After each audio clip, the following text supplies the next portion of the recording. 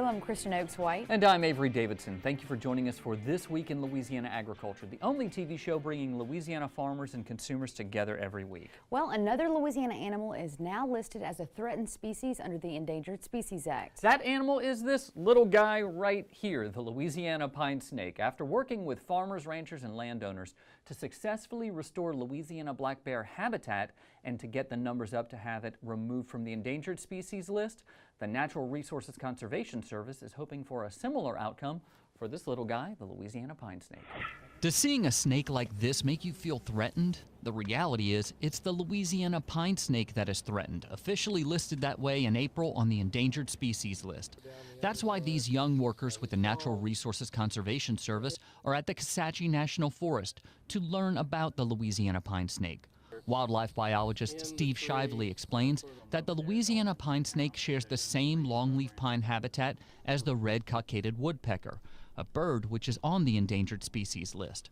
NRCS State Resource Conservationist John Peet says oftentimes landowners cringe when they hear that an animal which could live on their land is placed on the endangered species list. Agricultural producers face a lot of things that they cannot control, the weather being one of them, but government over-regulation and sometimes good intentions to conserve a species often leads the other way, where people don't want it on their property, they do everything they can. We didn't want to see that happen, and so this really is a win for the private landowner, a win for the species, a win for all the species that share this type of habitat. That win-win is the Working Lands for Wildlife Pine Snake Project through the NRCS. It's a project where a private landowner, like David Daigle, can continue to graze cattle on his land or plant timber without having to worry about listed species like the Louisiana pine snake. Under the Endangered Species Act, they could face criminal and penalties, fines, all kind of things for harming a listed species. But if they conduct a plan, a conservation plan with NRCS and follow that plan for up to 30 years, because we consulted up front, they do not have to worry about that liability of incidental take or harming a species. That's a non-issue for them, and so that removes that worry and allows them to manage their property. When we work with NRCS for their conservation practices, as we implement the conservation practices that we sign up for, we find ourselves doing more and more of that kind of work and that kind of thinking. And that's really a beautiful system, because it allows us the opportunity to receive technical and financial assistance at times to conduct those conservation practices that are good for the overall ecosystem in general. Troy Malik is the NRCS state wildlife biologist. He says that aside from being good for the red-cockaded woodpecker and the Louisiana pine snake, the longleaf pine habitat is good for wild turkey, bobwhite quail, and white-tailed deer. It's also good for the pocket gopher, which can cause problems. If you want to establish longleaf pine, a lot of times the pocket gophers will eat the seedlings, and so you have less success if you have high numbers of pocket gophers. And that's what the Louisiana pine snake eats, pocket gophers. As NRCS soil conservationist aide Sarah Dixon learned, this non-venomous snake is a key part of this ecosystem, even if it's a bit intimidating. I usually don't do daring things like that. I've always been scared of snakes, but knowing that it couldn't really hurt me was like very cool. There are only a handful of Louisiana parishes where you can still find the Louisiana pine snake. Rapides Parish, where I shot that story, is not one of them anymore. To see a map of where you can find the Louisiana pine snake or to learn more about this really cool reptile, you can visit our website at twilatv.org. And if you notice, I kind of like snakes. I've never had one for a pet. Never.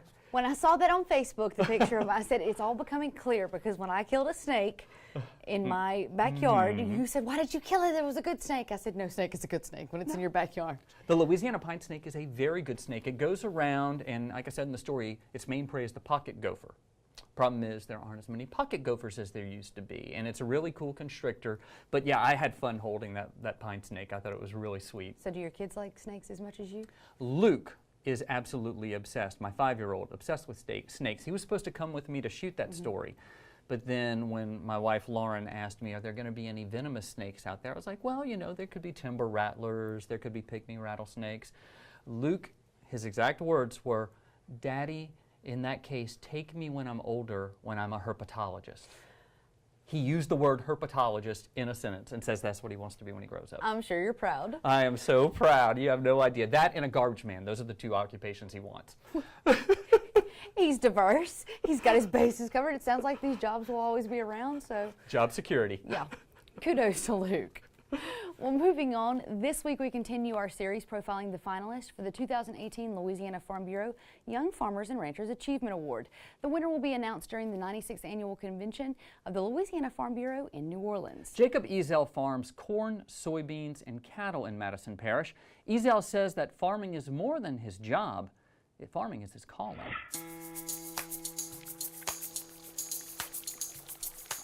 With corn to irrigate, beans to check, and cattle to feed, Jacob Ezel has his hands full this summer. However, as Jacob tells it, he's never known anything different. I grew up around it all my life. I ain't never played sports, never did that. I farmed and worked all of my life. Had cows and started driving a tractor when I was 8. Jacob's father, Danny, says that there was never really anything else on Jacob's mind growing up. I hope he does well. That's what he's wanted to do since he was big enough to walk. As Jacob walks through this cornfield, he does it with his father. They still work closely with each other, even while running their own separate farms. Jacob says that while farming is in his family's blood, it's more than a way of life for him. You know, you've always heard that farming is a way of life. It ain't really a job. I think it's more to it than that. It's a calling, I believe. It's in your heart. It ain't, I don't know what it is about it. Just seeing what you plant grow into something and knowing that you're actually helping society. You're feeding it, fueling it, clothing it. It's just something about it. I love it. That love, calling, and the pride that comes from these rows drives Jacob to overcome the hard times that are inevitable in this industry. Hard times that his father and grandfather have both endured as well. Usually things start happening about the middle of the day. You may have something bad happen and may want to throw your hands up and quit, but toward the end of the day you realize you're doing what you're supposed to be doing and it's all worthwhile. It's easy to quit. It's easy to tuck tail and run. I wanted to do it 1,000 times, but he's never changed his course. And like I said, those are times that he knows that he has to learn. What that does is make you endure to the end, and I see that in him. The technology in the seeds he plants or the chemicals he sprays is a big part of how Jacob plans to grow his farm into the future. Genetics plays a major part in agriculture now. It don't matter whether you're in cattle or hay or grain production or cotton. Knowing that technology that's built into the genetics and the seed stuff's a lot of it. Combining that with the new technology he can drive through these fields is making Jacob much more efficient on his farm. With that efficiency paired with life lessons learned from his father, Jacob is optimistic about the future on his farm. If I can follow in his footsteps and use what he has taught me financially and by his work ethic, because he has worked hard all of his life, and if I can just follow that and use that as an example, I think we can make it. The winner of the 2018 Louisiana Farm Bureau Young Farmers and Ranchers Achievement Award will receive a $35,000 credit for the purchase of a new vehicle of their choice. And next week we will travel to Dixie, Louisiana to round out this series with finalists Carrie and Jacob Rumbaugh. Well, it had seemed like things had cooled off between China and the U.S. as far as the so-called trade war. However, recently President Trump announced $50 billion in tariffs on China that will take effect on June 30th. Twila's Neil Melanson says while some developments may resolve the issue, it's created a lot of turbulence for both farmers and farm prices. You can look at the way the leaves are starting to wilt just a little. When I went out to Jim Harper's farm recently, he, like many farmers in the state, were concerned about the hot and dry weather. That's still on his mind, even with some beneficial rains coming through. There's another issue that's out of his hands, and just like the rain, it will make or break his operation. The success of this farm is tied to what goes on internationally. In Washington, a war of words has been brewing with China for months now, and every time it seems to get solved, another snag happens. Not all of the trade tariffs have to do with agriculture, but they all affect ag trade in some form, according to Louisiana Farm Bureau's Kyle McCann. We've now had 3 rounds of discussion between China and the U.S. regarding our trade disputes, if you will. We're not at an all-out trade war, but we are talking about various measures, and then when that comes out, you look at retaliatory measures. A week ago, we had some very positive news. The most recent news is not as positive, but there's still a lot at stake. What's at stake, according to Harper, is almost 2/3 of the trade in U.S. beans alone. In the case of soybeans, 60% of our exports go to China. So we're all watching that closely, and we're hoping, we'll have a successful outcome to these negotiations that China and the U.S. is going through now. China has brought a carrot to all this stick talk, the offer to buy more than $70 billion in U.S. farm goods should these tariffs be dropped. If they were to reduce some of those technology tariffs, they would offer to buy $70 billion worth of stuff, which would include a lot of ag products, but China overall has slowed down on buying their proteins from us. They're coming from South America right now. Eventually they'll have to come back to us if they want to keep feeding their population, but in the meantime, we could see a sharp break in prices next week just because of the way things are going right now. I got a chance to speak with Kyle about the Farm Bill, especially in light of the Senate canceling their August recess. Now, he told me that's a good sign because there's a lot going on in D.C. right now. Senator McConnell, the head of the Republicans in the Senate side, wants to see a Farm Bill get out. That's the most positive sign there is. Chairman Pat Roberts has indicated he's fixing to release their draft of the Farm Bill and hopes to have a hearing possibly in the week of June 13th. So we'll see how the Senate moves forward, and within a week or so after that, we should have another vote on the House Farm Bill. We'll have an update on how all that's going next week when Carl will be in Washington, D.C. during that conference committee. And guys, back to the China issue, it's just they're the 400-pound gorilla in this market. They just get what they want. They push everything around. But as Kyle said, it's a very complex situation. When you impinge on China in some way, other markets start to pick up. Our prices become a little cheaper, so they start buying. That raises the price up, and Argentina loses there. So it's this, it's like one of those little puzzles where you have the slot out and you have to move everything back, and then you just keep moving, and that's what goes on when something like this happens. Well, I know that there are lots of interesting things going on with prices. One I thought was most interesting is what's happened to cotton recently. I mean, cotton has gone up above 90 cents a pound. It hasn't been like that in quite a while. It hasn't, and we are picking up some acres. I think we have picked up some acres in cotton as a result of that this year, but there's that structural issue. It's we just don't have the gins that we used to in Louisiana anymore to handle all of that cotton production, so I think there's a ceiling. But hopefully if those prices still go up and up and up, we'll have a return of some of that production in the Southeast in general. Yeah, and China's been the big buyer of cotton and sitting on stockpiles for a long time, so that's where I see them playing in a big part in this. And as you heard, soybean meal, of course, is the big feeder for livestock over there, and that demand is just going, increasing. So even though they have big stocks over there, they still need that steady supply. Well, it's an important issue, and thanks for bringing it to our attention, Neil Melanson. Well, you often do not get to see the people behind the scenes at the Louisiana Department of Agriculture and Forestry, who have dedicated most of their careers to protecting the ag and forestry industries. Today we meet Lester Cannon, who is the Department of Ag and Forestry's Seed Programs Director. He and his team inspect sugarcane seed fields in Point Capee Parish and take us through the process of ensuring the quality of this important commodity. It's just one of the many things the LDAF does to support the industry. We're actually in one of our sugarcane fields here in Point Capee Parish. And the reason we're here, because this is part of the Louisiana Seed Certification Program. Prior to the establishment of this program, as with any commodity, the sugarcane industry was experiencing some really economic losses, particularly from diseases. So the ag professionals got together with LDAF in an attempt to establish this program to provide a clean seed, virus-free seed for the commercial sugarcane industry. So we got together and we established a program to try and help prevent these diseases. So you've got some 183, and of course they apply for these fields to be inspected by us through our certification program.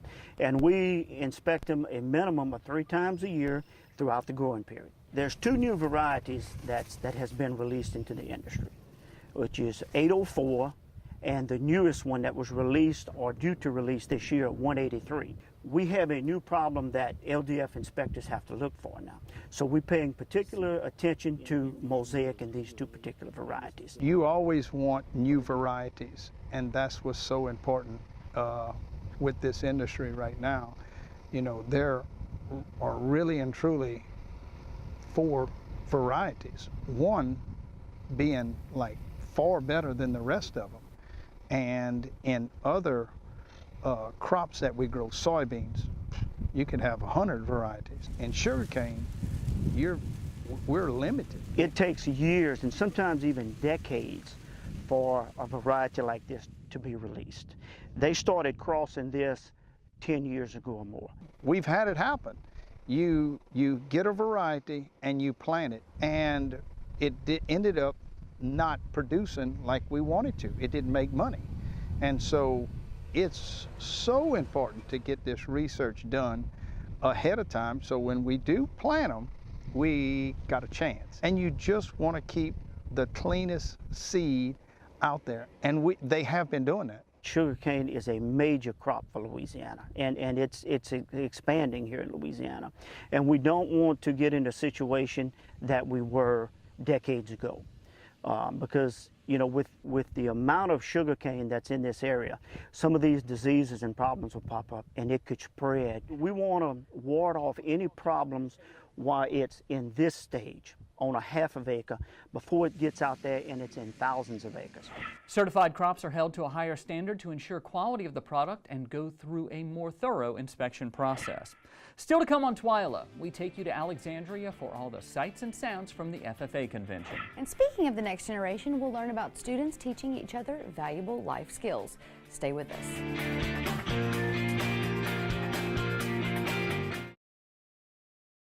I now hope they're fighting today. I hope they are. Put a Dorito on here.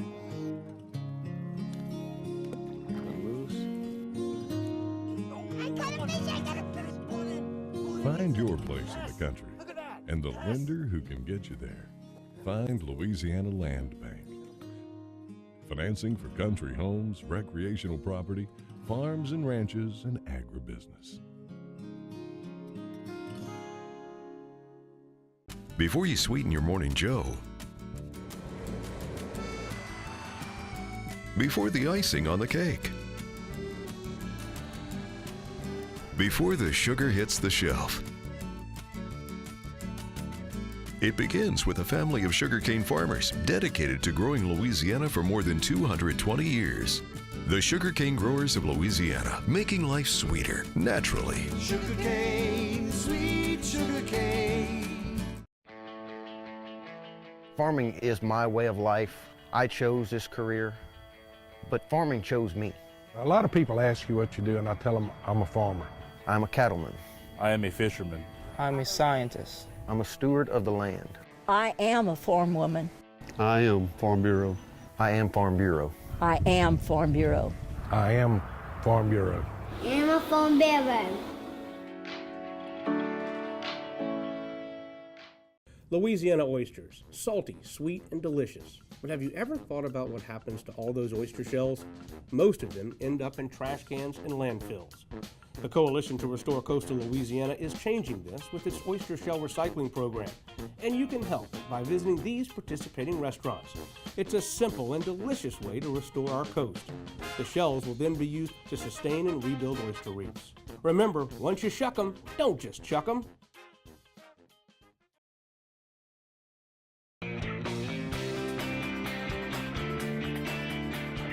Thousands of FFA members from across the state gathered at the Alexandria Riverfront Center this week for the 89th Annual Louisiana FFA Convention. This happens annually to celebrate agriculture, FFA, and members' accomplishments, while also competing in career development events. These CDEs test the membership's knowledge in everything from marketing plans to food science. Ian Bennett, National FFA Southern Region Vice President, says the FFA is not only vital to the future of the ag industry, but to the country as well. People have to eat every single day for the rest of their life. And when you look at job security and getting students into successful careers after school, you know, every company, whether it's an ag company or not, is going to need an accountant. They're going to need an engineer. We're going to need farmers every single day to grow the food that we have to eat. We owe everything that we have in this country because we have those farmers growing out there and getting us the food and the supplies that we need, so we don't have to worry about it anymore. FFA is not just a group for future farmers. The organization helps students explore the broad range of careers available in agriculture, but also teaches them leadership skills and personal growth that will help in any career they pursue, and I see it in almost every one of them I meet. They're very, very talented, especially when it comes to speaking across the board.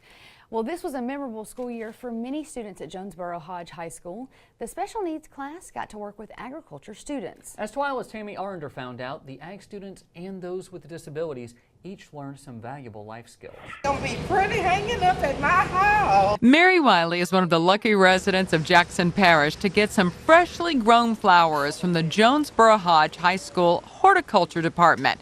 The ag students partnered with the special needs class to grow all sorts of flowering plants throughout the school year. Show them little things that they didn't know how to pluck off the top of the plants, how they took time with them to show them how to water the plants, how they took time with them just to show them that they could do it and stand back and let them do it. This is something that we're hoping they can take with them after they leave and get a job working for a greenhouse, a nursery somewhere.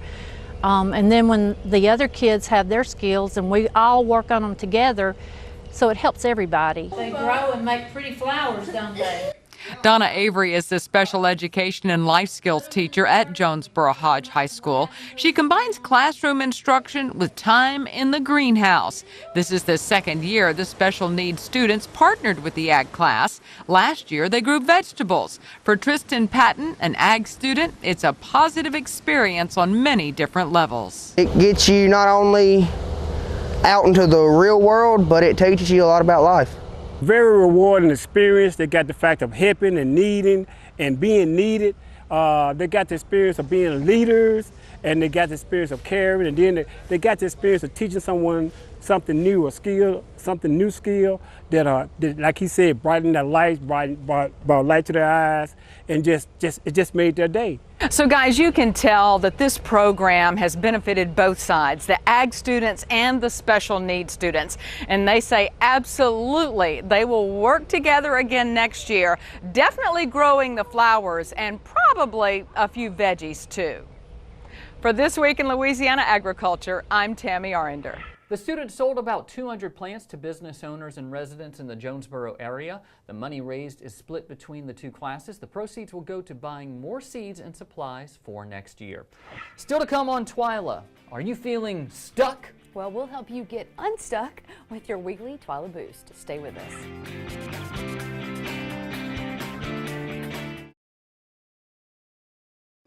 Landowners are minding the Louisiana forest for our grandchildren. A place for wildlife, recreation, lumber for homes. It's the right thing to do. Forestry, covering half our state, all of our hearts.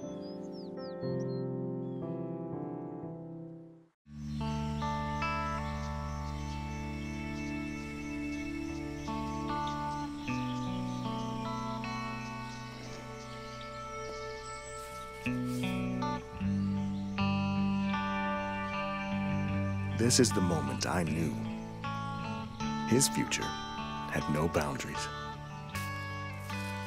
There are some moments only the forest can inspire.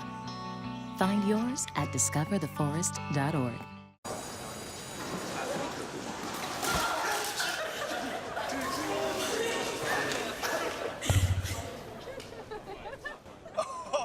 That's low. That's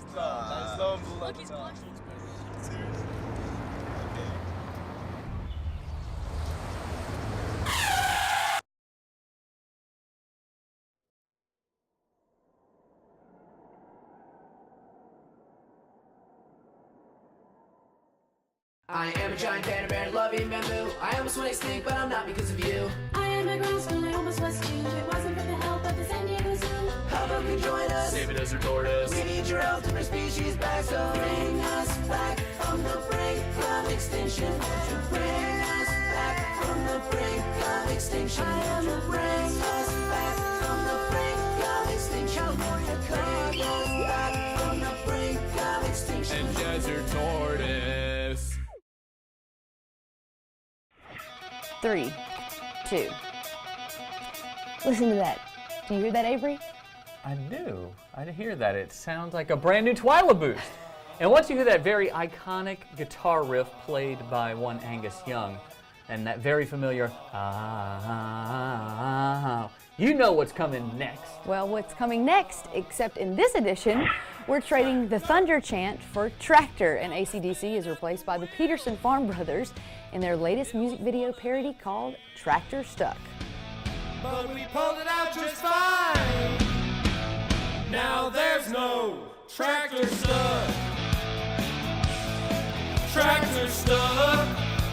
Now, Avery, I figured this farm video would be right up your alley since you obviously love playing the guitar. Yeah. Anything to do with rock music. But one, it needed to be done in, like knickers and a schoolboy outfit, which is probably what I should have on. But I did notice something about the one holding the guitar. He's playing it wrong. I heard that. That's not how it goes. That's not how it goes. It goes more like this. Well, give us a demonstration.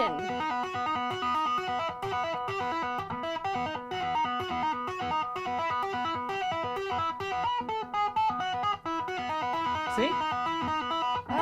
Now sing. Put it all together. See, I could try, and then of course.